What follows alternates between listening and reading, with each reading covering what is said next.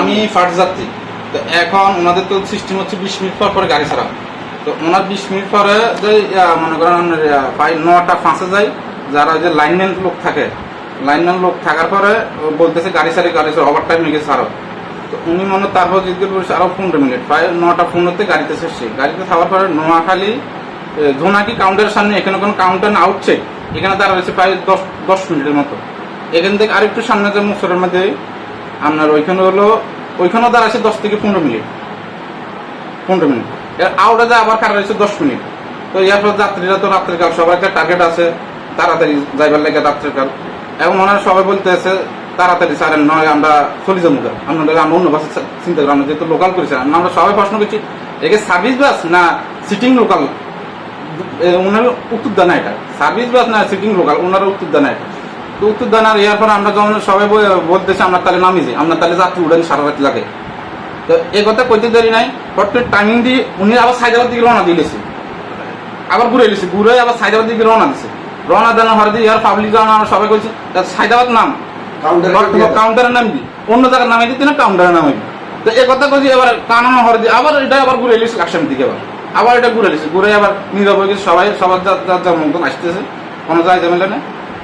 এরপরে যাই এখানে যে বাসে হেলমেট আছে, তার সাথে যাতে সম্ভব 2টা লোক সায়দাবাদ থেকে যারা চেতনা নষ্ট ওষুধ করে, তারা নিশ্চয় তাদের সাথে জড়িত আছে। একটা মহিলা নামছে দাউদকান্দি, মহিলা এগুলো লজের সাথে বিভিন্ন কাটামাটা বিভিন্ন যে যারা অপারেস করে এগুলোর মতন আর কি। তো এরা সব মানুষ যাতে সম্ভব শেয়ার আছে এই হেলমেট। তো হেলমেট আছে, মহিলা তো অনেক জেন্টেলম্যান, একজন ডাক্তার, আমার কাছে ভিজিট দিয়ে গেছে। মহিলা ওইখানে বাসা পেতে চাইছিল দাউদকান্দি, আমি মাপ চাইছি মনে হয়, দেখেন ওইখানে পুরুষ বাচ্চা মহিলারা অনেক আছে রাত্রের কালে, আপনার জন্য আমাদের অসহ্য।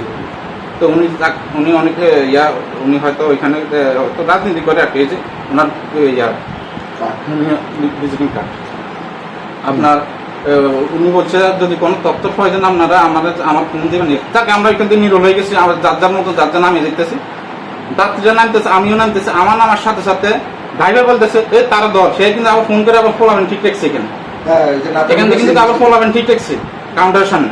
তো ভাগ্যবালা যারা ঠিক করছে হে আমার আত্মীয়, সে আমার দেখে আবার তো এটাকে জানি ফার্স্টে।